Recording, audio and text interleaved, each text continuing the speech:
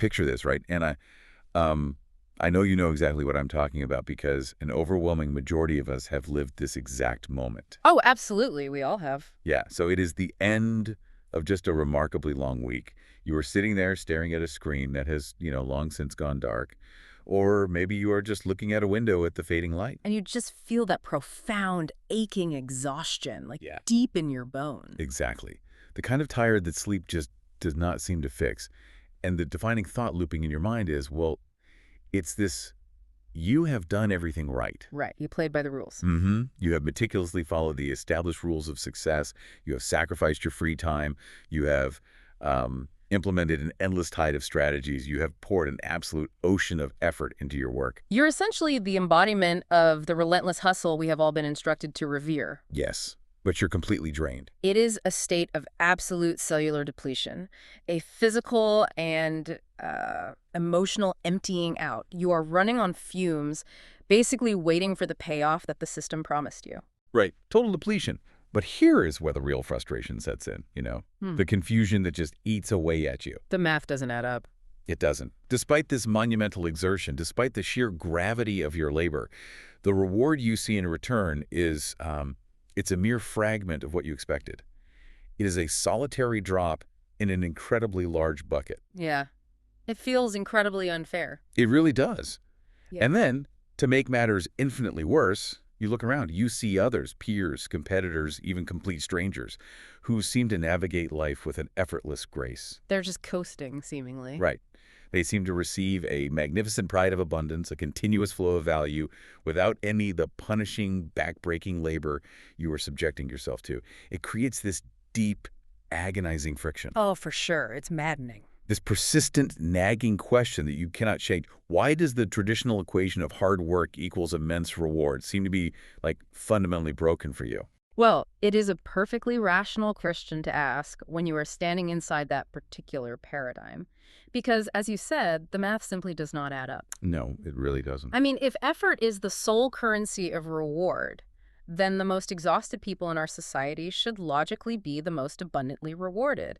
The folks working 3 grueling jobs should be the ones with the most expansive resources. But that's obviously not what happens. Exactly. But when you look at the architecture of reality, that is emphatically not the case. The heaviest burdens do not automatically translate to the greatest value. So what's actually happening then? What we are observing here is not a mathematical error in the universe. It's a severe miscalibration of energy. Hold on, I have to push back there right out of the gate. What do you mean by miscalibration of energy? Well, Because my immediate instinct, and I think the instinct of anyone listening who is currently burned out, is to think, I just need to work harder. right. I need to do more. Exactly. I need a better strategy. I need to force the door open, maybe sleep less, hustle more. My energy feels completely maxed out, not miscalibrated. That reaction makes total sense because it is the exact programming we have all received. But our entire objective for this exploration today is to untangle this exact paradox. Okay, I'm with you. We are going to examine how the mechanics of abundance operate on a completely different frequency than the relentless, grinding hustle we have been taught. So we're throwing out the hustle playbook. Pretty much. We are not talking about productivity hacks, time blocking, or waking up at an ungodly hour to beat the competition. We are looking at the hidden neurological and emotional architectures that truly govern the flow of value in our lives. That sounds intense. It is, because the struggle you are experiencing, that agonizing friction where immense effort yields a mere fraction of a result, is not a failure of your effort. It is not because you are not trying hard enough. The struggle itself is the miscalibration. Okay, I am listening, but you were going to have to break that down for me. If the struggle isn't the path, what is it? Well, because we have been conditioned since childhood to view abundance as a prize. Like, it is a fortress to be besieged, a mountain to be conquered through sheer willpower. You were saying that premise is flawed. The premise is entirely inverted. True abundance is an organic output. It is a natural manifestation of an internal equilibrium. Organic output, what does that look like? When your internal architecture is aligned, the output is not forced. It flows. Think about biological systems. Okay, biology. I can track that. Right. A healthy tree does not strain, sweat, and agonize to produce fruit. The fruit is a natural, inevitable byproduct of the tree being rooted in nutrient-rich soil and receiving sunlight. It just happens. Exactly. When we try to force abundance through panic and exhaustion, we're essentially a tree trying to squeeze apples out of its branches through sheer tension, while completely ignoring the fact that its roots are decaying. Oh, wow. So we are focusing all our attention on the branches, squeezing as hard as we can, and wondering why we aren't getting anywhere. Precisely. It's a completely backwards approach. That is a brutal realization, because it means the problem isn't out there in the world. And that brings up something I think a lot of people are going to resist. Yeah, the external blame. Right. When we face this scarcity, when we hit that brick wall, the immediate, almost reflexive instinct is to look outwards. We blame the external economic structures. We point to the broader global systems. We say the game is rigged against us. Exactly. We say the market is saturated, the algorithms are punishing us, the whole thing is unfair. And let us be intellectually honest here. Those external structures exist. There are absolutely complex global systems, economic headwinds, and, undeniable friction in the external world. Right. It's not all in our heads. No, I am not suggesting we live in a flawlessly utopian society. But here is the critical shift in perspective. Right. While those external structures exist, blaming them as the primary reason for your personal lack of abundance is a highly effective, incredibly convincing illusion. It is a narrative that masks the true internal barrier. An illusion that is going to make some people angry. I mean, if someone can't pay their rent, telling them the economic system is an illusion, masking their internal barrier, sounds a bit dismissive, doesn't it? I completely understand why it sounds that way. How do you reconcile the very real, tangible lack of resources with this idea that the barrier is internal? It is a vital distinction to make. The lack of resources in that moment is a factual reality. The empty bank account is real. But the belief that the external system is the permanent jailer of your potential, that is the illusion. I see. The permanence is the illusion. Exactly. And it is a comforting illusion in a strange, paradoxical way. Comforting. How on earth is being broke and blaming the economy comforting? Because if the system is overwhelmingly rigged and completely to blame, then your lack of abundance is not your responsibility. You're off the hook. You are absolved. You are a noble victim of circumstance. There's nothing you can do, so you are off the hook from doing the terrifying internal work of changing your own neurological baseline. That is, wow, that hits hard. It does. This externalization completely blinds you to the actual mechanism at play. The invisible ceiling limiting your ability to generate and receive value is not a product of an unfair global structure. It is an internal, inherited safety mechanism. Wait, safety mechanism? Yes. Your nervous system is doing exactly what it was designed to do, keeping you safe based on the data it has collected. And the fascinating, slightly terrifying part is that an overwhelming majority of that data does not even belong to you. Wait, inherited safety mechanism. Are we talking about ancestral echoes here, the idea that we are carrying the emotional and biological weight of previous eras? That's exactly it. Because I know epigenetics shows that trauma can be passed down through gene expression, but how does that relate to my inability to charge a fair price for my services today? It relates directly and profoundly. The subconscious mind and the nervous system it commands is deeply programmed by the passage of previous eras. We are the biological and emotional culmination of an endless line of predecessors. Okay, so we're carrying their baggage. Absolutely. And we carry their survival adaptations. Think about the historical context of survival for our species. For a vast constellation of generations before us, survival meant immense, brutal suffering. Just staying alive was a full-time job. Earning the barest resources required exhaustion, physical toll, and constant peril. Famine, conflict, sheer elemental exposure. Right. For almost all of human history, getting enough to eat meant you were risking your life or breaking your back. There was no passive income in the distant past. Precisely. So if your predecessors equated the gathering of resources with intense suffering, pain, and a literal threat to life, your nervous system adopts a highly protective, highly reactive stance toward resources. It's basically on high alert. The brain's primary job is not to make you wealthy or happy, Its primary job is to keep you alive. It essentially flags massive wealth, or more importantly, effortless abundance, as a biological anomaly. And anomalies are bad. Right. To the primitive parts of the brain, biological anomalies are interpreted as life-threatening dangers. So let me get this straight. Consciously, I am sitting here reading books on wealth, setting goals, building vision boards, and saying, I want success. I want a magnificent tide of value. You're doing all the right conscious things. Yeah. But my nervous system, the primitive hardware running the show, is looking at effortless abundance and screaming, danger! This isn't how we survive. We only survive through suffering. Exactly. If it's easy, it must be a trap. It literally equates ease with vulnerability. You have hit the nail on the head. Your conscious mind desires the expansion. But your subconscious, which is running the vast majority of your biological, emotional, and behavioral responses, is violently pulling the emergency brake. Wow. It's just trying to save us. It believes that stepping outside the familiar parameters of struggle is equivalent to stepping off a cliff in the dark. The scarcity is familiar. The exhaustion is a known quantity. And the brain loves a known quantity. It does. The nervous system knows exactly how to survive exhaustion. It has the biochemical pathways for cortisol and adrenaline completely mapped out. It does not know how to survive effortless abundance. It has no map for peace. That completely reframes the whole idea of self-sabotage. Yeah. I mean, we beat ourselves up so much, we call ourselves lazy or undisciplined or broken because we procrastinate or ruin good opportunities. We judge ourselves so harshly. We do? But you're saying it isn't that we are flawed or broken, it's that our system is functioning perfectly, executing its primary directive of keeping us safe based on terribly outdated information. Exactly. Self-sabotage is just misguided self-protection.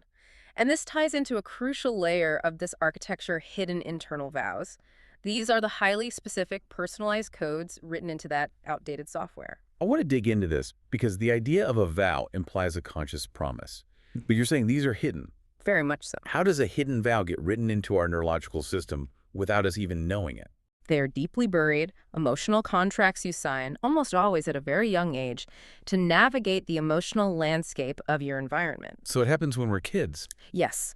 A child's emotional system is extraordinarily sensitive. It absorbs the atmospheric pressure of the household entirely without the intellectual capacity to filter or rationalize it. Okay, give me a concrete, real-world example of how that actually forms. Like, paint the picture for us. All right, imagine a child waiting by the window for a parent to come home. The parent returns from labor day after day, and this parent is perpetually exhausted, heavily burdened, perhaps carrying a profound, unspoken stress regarding resources. It's a heavy vibe in the house. Very heavy. The parent sighs heavily, drops their bags, rubs their temples. The child witnesses this daily ritual of depletion. The child absorbs the undeniable visual and emotional evidence that the acquisition of resources money requires the agonizing physical and emotional draining of the parent they love more than anything in the world. Oh, wow. The child sees money as the thing that is hurting their parent. Exactly. A profound neurological connection is forged in that moment. The child subconsciously links the concept of money directly to the concept of pain and depletion. That's tragic. It is. And from that powerful emotional linkage, a vow is born. The child might develop a deeply buried, fiercely held vow to never take from others or to never boldly ask for value because their internal childlike logic dictates that receiving value means inflicting starvation, exhaustion, or suffering upon someone else. The vow becomes, to protect others from the pain I saw my parent endure, I will reject abundance. I will never be the cause of that depletion. That's the exact emotional logic. That is incredibly heartbreaking, and it operates completely below the surface. Yes, you could spend your entire adult life wondering why your business isn't thriving, why you feel physically nauseous when it is time to state your rates to a client. I know so many people who feel that exact way. Right. Or why you always seem to deflect compliments, reject help, or magically find a way to blow up a lucrative deal at the final hour. You analyze your business strategy, your marketing, your work ethic. But it's not the business strategy. No. It all traces back to this noble, tragic, protective vow made by a child trying to save their parent from exhaustion. So functionally, every time an opportunity for abundance presents itself, the subconscious perceives it as an opportunity to inflict harm. And it will shut it down immediately, using whatever physiological or psychological tools it has. Like what? What does it do? It will create an overwhelming wave of brain fog. It will generate crippling anxiety. It will cause you to underprice your value so drastically that you resent the work. It will do whatever is necessary to honor the vow of scarcity and keep you safe from the perceived sin of causing depletion. I keep thinking of the analogy of a smartphone. Okay, let's hear it. Because if we don't realize we are doing this, if this is all happening in the dark, it feels a bit like trying to fix an airplane while you are flying it blindfolded. But a smartphone makes more sense. How so? Imagine you have this incredibly advanced, state-of-the-art hardware. That's your human potential, your conscious desires, your intellect. You want to run a boundless, limitless application, this high-definition, frictionless experience of abundant living. A great app. Right. But the device is running on an operating system built purely for basic survival from the distant past. It's an OS designed just to keep the battery from dying in the freezing cold. It's doing the bare minimum. Exactly. Every single time you try to tap the icon for the Abundance app, the Survival OS crashes the system. It spikes your cortisol, shuts down your prefrontal cortex, and initiates a panic response because it thinks the high-definition app is drawing too much power and will kill the device. That is a remarkably precise and biologically accurate analogy. The hardware is capable of infinite processing, but the software architecture limits the output to bare survival. It's so frustrating. It is, and the crucial challenge here, the reason this operating system is so incredibly difficult to upgrade even when we become aware of it, is not just that it is hidden in our neurology. It is that we are deeply emotionally attached to it. Attached to it. Yes. There is a profound addictive comfort in the victim identity. Addictive comfort. Okay, I have to stop you again. That sounds entirely contradictory. Nobody wants to be stressed about money. Nobody wants to be exhausted. How can feeling like a victim of scarcity possibly be comfortable? Well, because it is a known persona, it is predictable. Predictable, yeah. The scarcity identity, the persona of the noble struggler, the hardworking person who is constantly thwarted by an unfair world, that is a complete, fully fleshed out identity. It provides a narrative arc for your life. It's a story we know how to tell. Exactly. It provides a community of shared commiseration. Yeah. I mean, think about how much social bonding happens when people complain about how tired they are or how broke they are. Oh, it's basically the default mode of socialization. I'm so busy, I'm so exhausted. Right. It gives you a clear sense of who you are, how the world works, and who the bad guys are. Even if that world is painful, the brain prefers predictable pain over unpredictable change. Okay, I see. The brain craves certainty above all else. Exactly. Now contrast that known, predictable pain with the fully actualized, abundant version of yourself. The unknown. Yes. That version of you, the one who receives effortlessly, who isn't exhausted, who doesn't need to complain to bond with people, that version is an intimidating blank void. You have no memories of being that person. Because you've never been that person. Right. You do not know how that person interacts with the world, how they relate to their friends, or what drives them if they aren't driven by panic. Stepping into true abundance requires the terrifying act of shedding a known persona. It is, psychologically speaking, an ego death. An ego death. You have to let the struggling hero die. And nature abhors a vacuum. It really does. That blank void of the new abundant identity is terrifying. Yeah. Because we don't have the script for it yet. We know all the lines for the I work so hard but get nowhere play. We have rehearsed them for a lifetime. We know exactly where to stand on stage and when to sigh. You hit your marks perfectly. Right.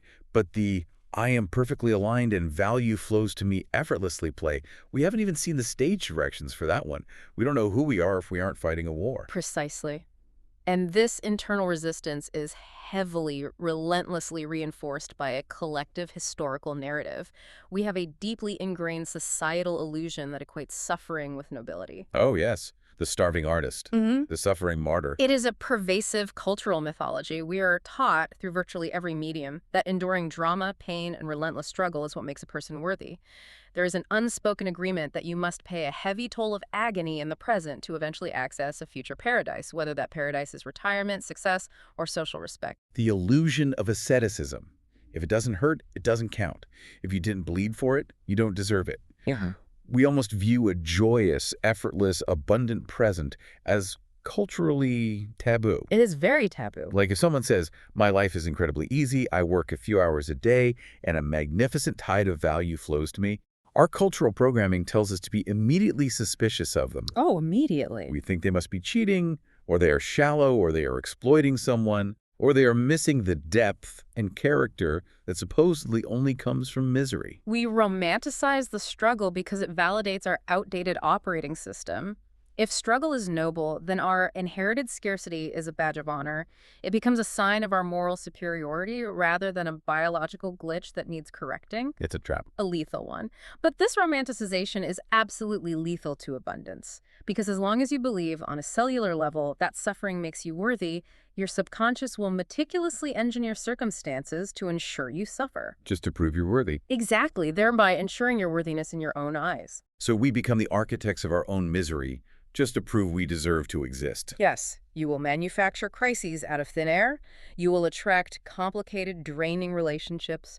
You will unconsciously sabotage efficient systems in your work. And you will repel effortless value, all to maintain the illusion of your own noble endurance. That's terrifying. You will ensure the boulder rolls back down the hill just so you have the honor of pushing it back up tomorrow. Okay, that is a heavy, heavy truth to swallow. That we are actively, subconsciously engineering our own friction to feel worthy. It's a bitter pill. It is. So, if we recognize this, we see the outdated OS, we identify the hidden vows, we acknowledge our addiction to the struggle. How do we actually shift the paradigm? How does abundance actually move if it's not through brute force? We need to talk about the actual mechanics of exchange. How does value operate? To understand how abundance moves, we must shift our focus entirely from accumulation to circulation. Circulation, okay. Value exchange is not a hoarding mechanism, it is a circulatory system. It functions exactly like the cosmic breath, or to use a biological model, like pulmonary respiration. There is an inhalation and an exhalation. Breathing in and breathing out. Exactly. And the fundamental unbreakable law of this breathing process is that to receive the breath of life, to inhale the fresh oxygen of value, one must first be absolutely willing to exhale. You cannot inhale continuously. It is biologically impossible and energetically disastrous. That makes intuitive sense, but let's ground it in reality. Yeah. Because in practice, when people feel the cold grip of scarcity, their immediate biological reaction is to stop exhaling. They hold it all in. They hold their breath, they clutch onto whatever fragment of resources they have, terrified that if they let it go, if they spend it, if they invest it, nothing will ever replace it. It's a profound holding on. And that holding on creates a state of severe energetic constipation. Hoarding resources out of a fear of depletion creates a profound blockage in the system. Energetic constipation. That's a great term. When you are paralyzed by the fear of spending, of giving, of offering your value to the world without immediate ironclad guarantees of return, you are pinching off the hose. You are signaling an absolute closure to the universe. You're saying no. You are saying the flow stops here. And if the flow stops with you, it cannot flow to you. Think of a biological circulatory system. If the heart suddenly decides out of fear to hoard all the blood, refusing to pump it back out to the extremities because it's afraid of losing it, what happens? The organism dies. You have a heart attack. Right. The heart survives not by holding the blood, but by trusting that the blood it pushes out will circulate and return. The vitality is in the movement, not the volume currently sitting in the chamber. Precisely. And here is where the psychological component becomes fascinating. When we are in that state of energetic constipation, when we are hoarding our blood, so to speak, we don't just hold on to our own resources. Our entire perception of other people mutates. Mutates how? We become deeply suspicious of everyone else's offerings. Give me an example. How does that paranoia manifest? We start viewing the value others try to provide, not as gifts, opportunities, or fair exchanges, but as traps. If someone offers a service, a partnership, or even advice, the scarcity-driven brain immediately thinks, what's the catch? What do they want from me? Exactly. They just want to take my limited resources. They are trying to deplete me. Oh, wow. So we project our own hoarding mentality onto them. Exactly. This introduces a vital principle, the mirror of value. The external world simply acts as an objective mirror to your internal state. It is not punishing you. It is reflecting you with perfect fidelity. It just shows us what we are.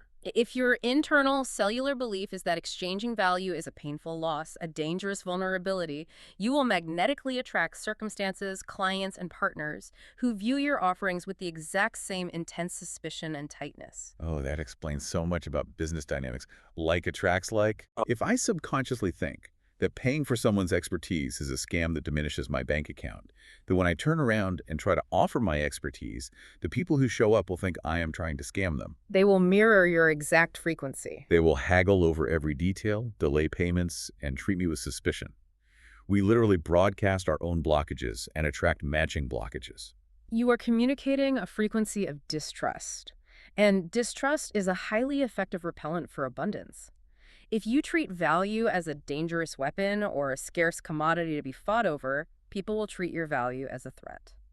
So how do we fix that? Abundance requires trust in the continuity of the flow.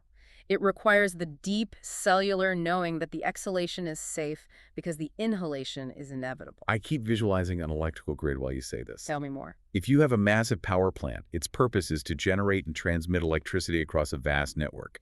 It powers cities, hospitals, homes. The energy is meant to flow. But when we operate from inherited scarcity, it's as if the power plant managers panic. They want to keep the power. Right. They decide, energy is scarce. We need to keep it all for ourselves. So they disconnect from the grid and build a massive battery to hoard all the electricity they generate. They think, if we hold all this power, we are safe. But what actually happens? The city goes dark, and eventually the battery overloads, overheats, and destroys the plant itself. By trying to hoard the power, they destroy the entire purpose of the energy. True vitality requires a continuous, unimpeded current. A brilliant translation of the concept. The massive battery creates an illusion of security, but it actually generates isolation and eventually structural failure. The pressure of the hoarded energy becomes a threat in itself. So hoarding is actively dangerous. And this brings us to a critical junction in our understanding.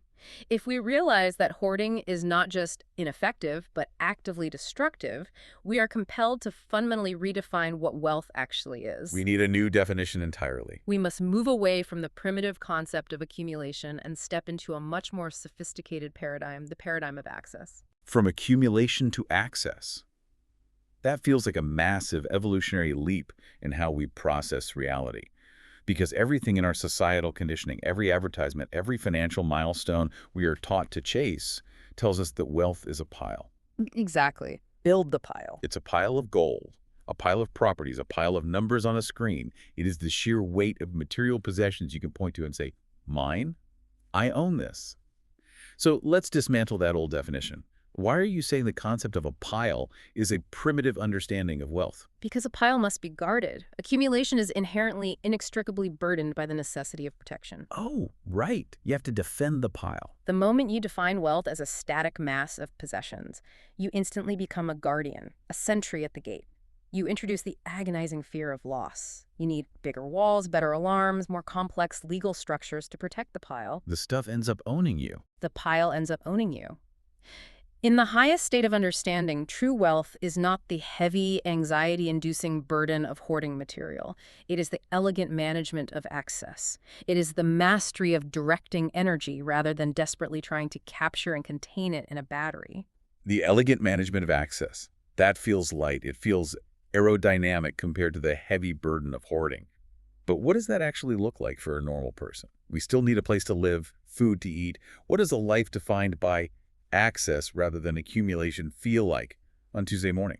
It feels like an absence of friction. It feels like the ultimate manifestation of true freedom. Absence of friction.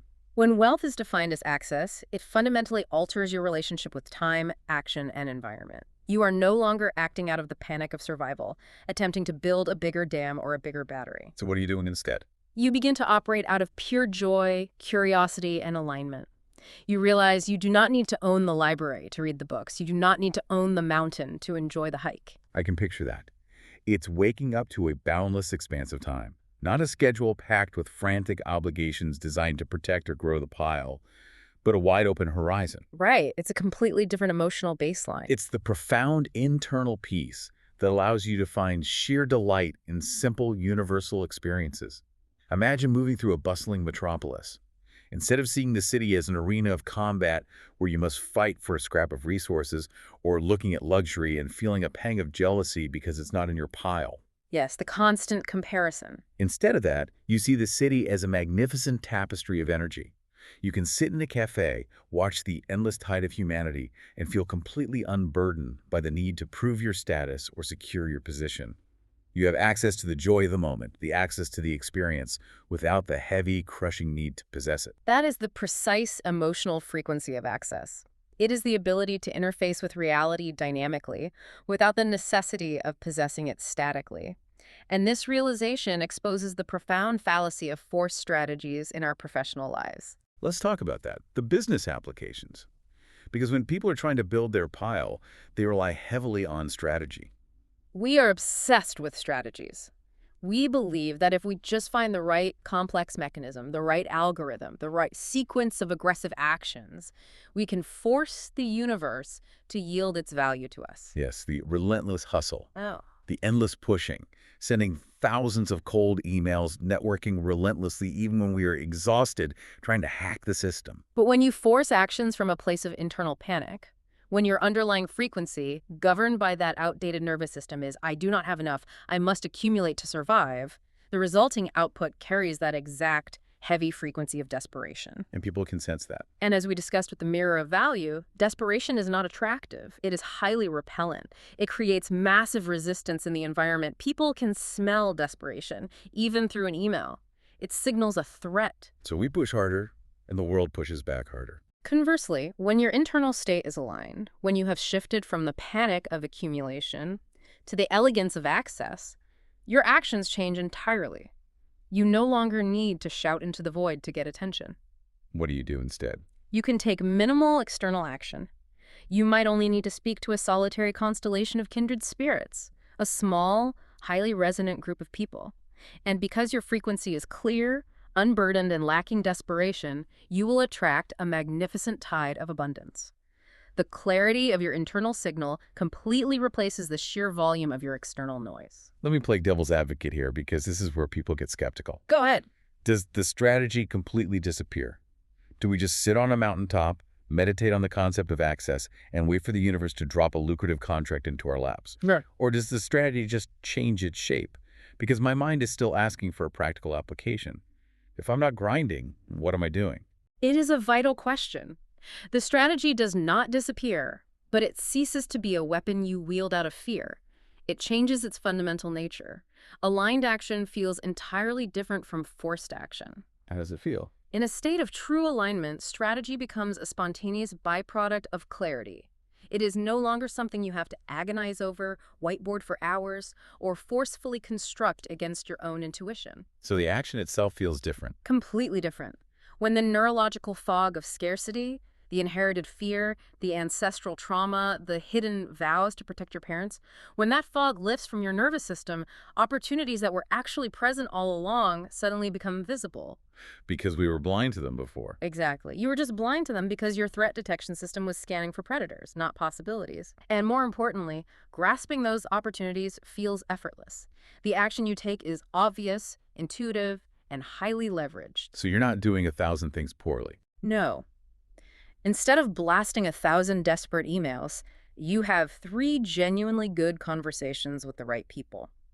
You aren't pushing a massive boulder up a steep hill. You are simply removing the wedge that stopped the boulder from rolling down the hill on its own. You are moving the wedge. The path was always there. The momentum, the gravity of abundance was always available. We were just blinding ourselves to it with the heavy fog of our own panic and wedging it in place with our hidden vows. Yes. And that realization that the fog is internal brings us to what might be the most challenging, contentious pivot point of this entire exploration. It brings us to the illusion of circumstance. This is where the theoretical architecture is truly tested in the crucible of real life. It is one thing to accept these concepts intellectually while sitting in a comfortable room. It is entirely another to apply them to severe environmental challenges. Right, because a listener right now might be saying, this elegant management of access, this releasing of the wedge, it all sounds lovely, but you don't understand my reality. My reality isn't a fog, it's a brick wall. I have real problems. Exactly. I am facing monumental debts. I am navigating systemic disadvantages. I have experienced profound lack. Let's take a stark, undeniable example. Imagine a person who, during a deeply challenging epoch in their life, found themselves completely devoid of resources, perhaps literally seeking shelter on a cold bench in a bustling city. A very real, very painful situation. The immediate, rational human response is to define that physical reality as absolute proof. Proof of a life sentence, proof of a cosmic punishment, or undeniable evidence that they are fundamentally unworthy and the universe is a hostile, scarce place. And that is the ultimate trap of circumstance. It is the final, most desperate test of the ego and the inherited operating system. When the physical reality reflects severe lack, the scarcity operating system feels intensely validated. It says, see, I was right. It screams, "I told you so! Look at this bench! Look at this bank account! I told you the world was dangerous!" It demands that you fuse your identity with the lack. But the radical, courageous shift required for true abundance is the realization that your current circumstances, yes, even the cold bench, even the debt, are merely a delayed reflection. A delayed reflection, meaning They aren't the truth of now. Exactly. They are an accumulation of misaligned frequencies from the past. They are the dense, materialized residue of old fears, outdated vows, and an unupgraded internal architecture. It's basically lag. Yes, the physical world is slow. It takes time for the internal energetic state to materialize as physical circumstance. Therefore, the reality you are experiencing today is simply a printout of the neurological state you held in the past. It is old data printing out in real time. Precisely. They're not a judgment on your fundamental inherent worth, and they are emphatically not a permanent life sentence. They're just the lagging indicators of an old frequency. Okay, I love that concept. The circumstance is real. The bench is undeniably cold. The dead is a real number. But the meaning we attach to it is the illusion. The illusion is believing the printout is the final draft of your identity. That's a perfect way to put it. So if the circumstances are just lagging indicators, like looking at the light of a star that actually died a million years ago, how do we actually change the transmission? How do we stop the printer from printing more scarcity? We have to go deeper. Because as we've established, we can't just intellectually logic our way out of this. I can't just stand on the cold bench and think happy thoughts about access. Intellectual logic is completely, woefully insufficient for this task. You cannot use the rational, analytical mind to override deep-seated cellular fear. The analytical mind, the prefrontal cortex, is a surface-level tool. It doesn't go deep enough. It operates far above the subterranean vaults of the amygdala and the nervous system where the ancestral traumas and hidden vows are stored. When you are in a state of perceived threat, the prefrontal cortex literally goes offline. Right. The brain routes all the power to the survival mechanisms. Yeah. Fight, flight, or freeze. Exactly. So to truly change the output, to stop printing scarcity, you must engage in the absolute necessity of resetting the nervous system at a biological level. The emotional core and the inner architecture must be systematically, physically cleared of outdated alarms. Resetting the nervous system. We hear this phrase a lot, but what does that actually entail? Give me the biological how, because if I can't just read a book, repeat a mantra, or use my intellect to fix it, how do I reach those subterranean vaults? How do I actually turn off the alarm? It involves a practice often referred to as somatic awareness. It involves confronting the physical sensations of fear and lack without collapsing into the mental narrative they try to create. Break that down. What does that look like in a given moment? Let's say you receive a bill you weren't expecting, or a client cancels a contract. Instantly, the terror of scarcity arises. But notice where it arises first. It doesn't start as a thought, it starts as a physical sensation. Right, your body reacts before your brain even processes it.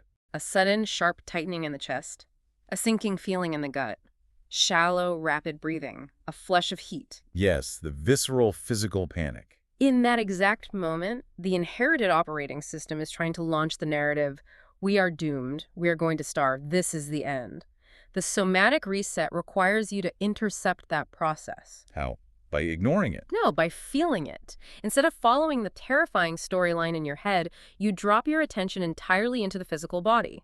You observe the tightening in the chest as a purely biological anomaly, a passing wave of sensation, rather than a profound truth about your future. So you separate the feeling from the story. Exactly. You sit with the physical sensation, you breathe deeply and slowly, specifically extending the exhale, which biologically signals the vagus nerve that you are safe. Extending the exhale. Yes. You have to literally allow the physical energy of the trauma, the spike in cortisol and adrenaline, to metabolize and exit the system. It is a deep, intentional reprogramming of how your body responds to the concept of value and threat. You have to teach your cells, literally, that it is safe to receive, and that a temporary lack is not a predator coming to kill you. You must decouple the ancient, inherited association between resources and suffering. And this is not easy work. This often requires confronting the very emotions you have spent a lifetime constructing an elaborate persona to avoid. Like what kind of emotions? Deep unworthiness, profound shame, and the buried grief of feeling fundamentally inadequate. You have to feel it to clear it. It is an emotional excavation. You have to go down into the dark, find the wires, and dismantle the alarms by hand while they are ringing. That takes immense courage. It is the bravest thing a person can do. But as you do it, as you clear those alarms, as the static of that cellular fear starts to dissipate and your vagus nerve finally learns to rest, something incredible begins to happen to your perspective. You don't just feel calmer, you start to elevate your relationship with value itself. You stop looking at value or wealth or opportunity as a superior judge that you must beg for scraps. Yes. The elevation of perspective is the dawn of the new paradigm. As the fear clears, you must arrive at the profound, unwavering acknowledgement that you are fundamentally equal to the most abundant forces in existence. Equal to it. That is a massive statement. It is not a statement of arrogance, it is a statement of structural reality. You are made of the exact same energetic fabric as the magnificent tides, the vast constellations, the boundless expanses of nature. We are a part of the whole system. Exactly. The universe is not hoarding its energy. It is constantly creating, expanding, and flowing. Recognizing your inherent equality with this flow shatters the core illusion of separation. The illusion of separation. The illusion of separation is the ultimate anchor that keeps you chained to lack. It is the deeply held belief that abundance is out there, guarded by other people, controlled by the economy, locked away in a vault, and you are in here, fundamentally disconnected, inherently less than, and required to fight your way across the gap. Shattering that illusion makes me think of an incredibly potent analogy. For a long time, I thought of this dynamic like being locked out of a magnificent library. Okay. You are sitting on the cold stone steps, shivering, convinced that to run a book, you have to build one from scratch. You think you need a key. But the realization we are talking about isn't finding a key. It's more like realizing you've been trapped inside a mirror maze. A mirror maze. Elaborate on that. Imagine you wake up in a labyrinth of mirrors. Everywhere you look, you see terrifying reflections. You see scarcity. You see competitors. You see angry clients. You see systemic roadblocks. And you spend your entire life fighting these reflections. Exhausting yourself against the glass. Exactly. You punch the glass, you exhaust yourself, you bleed, you cry, you hustle, trying to defeat the maze. But the mirrors are just reflecting your own internal state of panic, your own inherited vows, your own tight, restricted breathing. And you're just fighting yourself. The somatic work, the nervous system reset we were talking about, is the moment you stop swinging. You stand completely still, you calm your breathing, you drop the weapons of your forced strategies. You stop fighting. And as the panic clears, you realize you aren't trapped in a fortress at all. The reflections fade. You realize you are standing in a wide-open field, and the maze was entirely a projection of your own frantic mind. The exit was never a door you had to force open. It was simply the decision to stop fighting your own reflection. That is a beautiful and highly accurate distillation. You were suffering from the delusion of exclusion, fighting phantoms in the glass.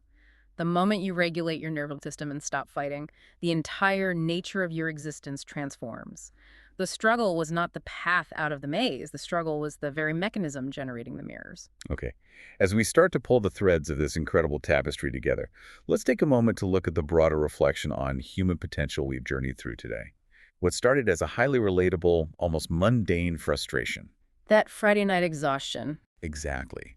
The feeling of working incredibly hard and getting very little in return, that bone-deep exhaustion on a Friday night, has unspooled into a massive revelation about our inner biological and emotional architecture. We have journeyed from the surface symptoms to the subterranean roots. Exactly. We've seen how we are running outdated survival software, inherited from a vast constellation of generations who lived in true physical peril. We've unpacked how our hidden vows, often made in the innocence of childhood to protect the people we love, sabotage our flow and keep us small. The child trying to save the parent. Right. We've completely redefined wealth, moving from the heavy, anxiety-inducing burden of hoarding and accumulation to the elegant, frictionless, joyful management of access. From the battery to the flowing river. Yes. We've seen how the external world is just a mirror, and how our current circumstances are just old data printing out. And most importantly, we've recognized that by doing the somatic work, resetting our nervous system, and clearing those alarms, we allow ourselves to claim our inherent equality with abundance. It changes everything. This isn't just about getting a better job, or improving a business margin, or having a slightly more comfortable bank account. This is about rewriting what it means to be a conscious human being. It is nothing less than an evolutionary leap. And this brings us to a final, vital, philosophical synthesis. Because cultivating true abundance, stepping out of the inherited architecture of scarcity, and stepping into the natural, unimpeded flow of value is not merely a pursuit of personal comfort. It's bigger than that. It is not just about making your individual life more pleasant or buying nicer things. It is, in fact, a profound evolutionary duty. An evolutionary duty. That gives this entire process immense weight. I want to make sure the listener really hears this. Why is clearing our own personal scarcity a duty to the species? Because the collective consciousness of humanity is currently bogged down in the dense, heavy, destructive frequency of struggle and suffering. That outdated operating system, the belief that resources are scarce, that we must fight each other for survival, that ease is dangerous, is running on a global scale. And we see the results of that everywhere. It drives our conflicts, our exploitation, our systemic imbalances. We are tasked, as a species, with moving beyond this primitive, fear-based paradigm. We are tasked with transitioning into an era defined by limitless potential, creative collaboration, and universal harmony. And we can't do that if everyone is individually hoarding their power and fighting their own reflections. Exactly. When you remain trapped in your own scarcity, when you indulge in the addictive comfort of the victim identity, you reinforce the collective illusion. You add density to the global fog. But when you do the grueling, courageous, often painful work of resetting your internal architecture, when you heal your own relationship with value and actually prove in your own life that effortless abundance is possible, you elevate the entire network. Wow. Healing your own relationship with value is a direct, measurable service to the broader human tapestry. You become a node of clarity in a network of panic. You demonstrate the new operating system so that others might begin to download it simply by witnessing your existence. We heal ourselves to upgrade the collective. That is a profoundly inspiring mission. It changes the pursuit of abundance from a selfish, ego-driven endeavor into an act of universal service. We started this entire exploration by talking about that exhaustion, that feeling of looking for the broken piece in the external world. Blaming the outside. Right. We look for the jagged fracture of our failures in the economy and our bosses and the algorithms. But what we've discovered is that the true diagnostic landscape isn't out there. It is the complex, beautiful, sometimes murky depths of our own nervous systems, our inherited vows, and our deep cellular beliefs. The work is entirely internal. We've realized that the answers aren't in forcing the world to change. They are in upgrading the energy that powers our perception of it. The muddy waters of our reality clear only when we stop trying to aggressively filter the entire ocean and begin instead by purifying the source spring within ourselves. Beautifully said. And so we leave you, the listener, with a lingering, provocative thought to take into your week. A question to mull over as you navigate the flow of value, the moments of panic, and the opportunities for access in your own life. It's the ultimate question. If your current limits, your current struggles, and your current frustrations are truly nothing more than the phantom echoes of an ancient inherited fear, what entirely new reality would you construct if, starting tomorrow, you simply refuse to listen to the ghosts?